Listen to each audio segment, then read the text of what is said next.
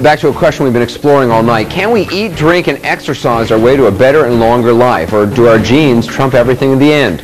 You're here to answer your questions is Dr. Thomas Perls, professor of medicine at Boston University Medical Center and director of the New England Centenarian did I say that right? Yes. Centenarian study. There you go. And here with me in New York is Dan Buettner, who wrote the cover story for National Geo. The Secrets of Living Longer is in this month's issue on newsstands now. He's also the founder of BlueZones.com, a website devoted to the study of longevity.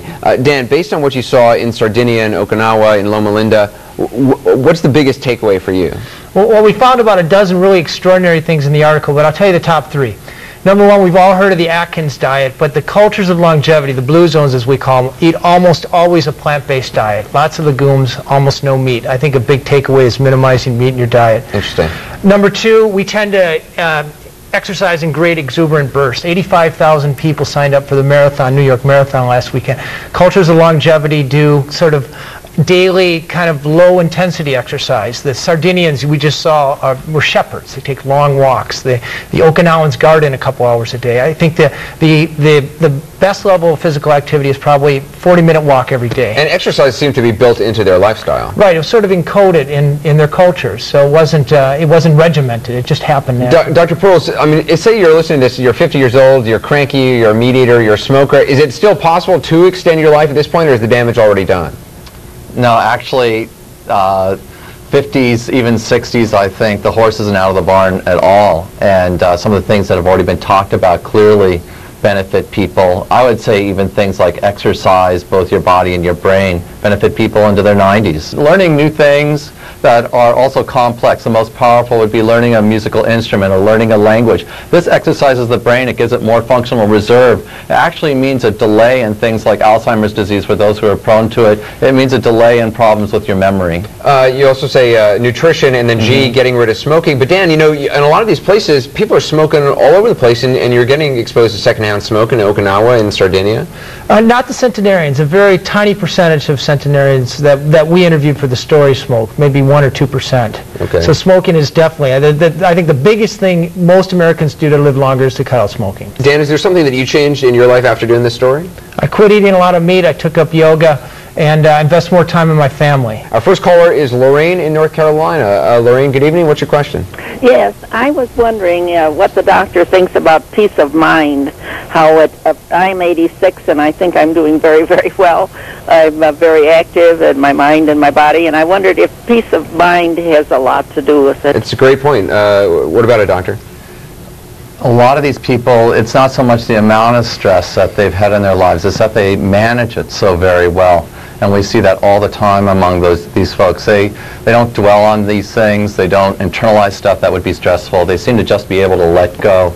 And as Dan said, yoga is a great way to do that if it doesn't come naturally. Other things are like Tai Chi, meditate, other forms of meditation, even learning to take a deep breath now and then. And spirituality, I think with the Seventh-day Adventists, the spirituality in their lives probably plays a role in having that kind of peace of mind that you're talking about. It's very important. Well, Dan, one of the Seventh-day Adventists we were hearing from earlier in Gary Tuckson's piece, I mean, we're saying about going to sleep at night, sort of feeling good about what you've done throughout the day and not sort of tossing and turning, and sort of all the people in the piece seem very content with their life. The Adventists, encoded in their religion is 24 hours, sunset Friday to sunset Saturday, where they take a sanctuary in time, no matter how busy, no matter how stressed out they are. They take 24 hours to focus on their religion, on their family, and then they actually prescribe to take walks in nature. That's good. That's cool. So, there's so many, you know, I'm glad we're doing this, because I mean, I completely don't live this lifestyle, and I really now am more motivated to do it more than ever. We got another question from Brandy in Massachusetts. Brandy, good evening. What's your question? Hi, Anderson. I love your show. Thanks.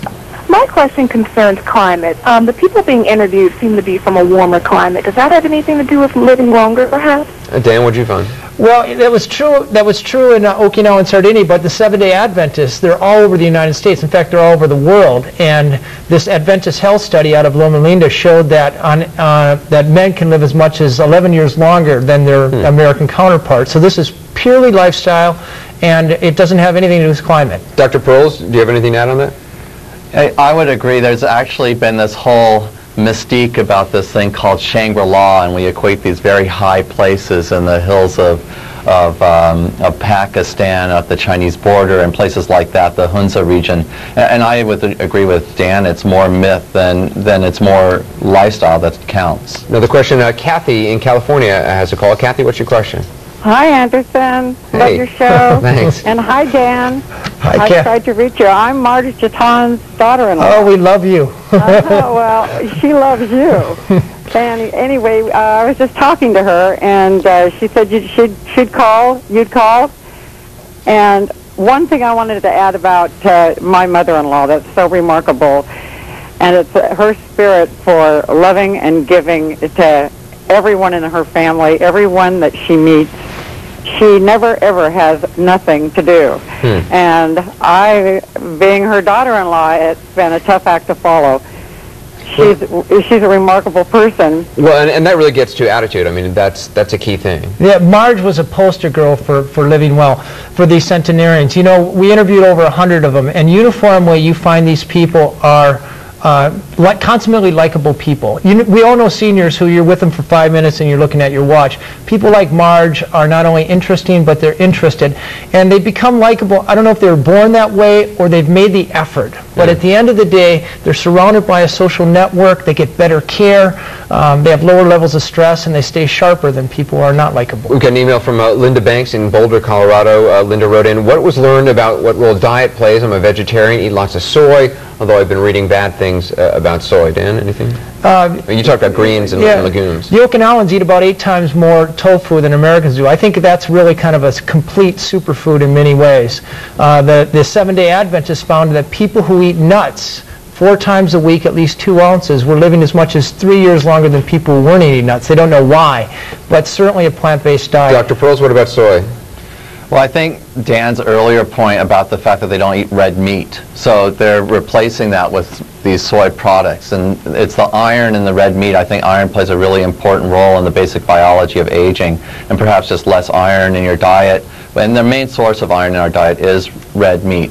So, and then I think the other really important thing about nutrition is you would look at most of these centenarians and they're thin. You rarely see, especially among the men, you rarely see fat centenarians. And so the other important component of the diet is that they're mostly thin. It's a fascinating topic. It's in the National Geographic on the newsstand now. Dr. Thomas Pearls, thanks, and Dan Buhner, you wrote the article. Thanks.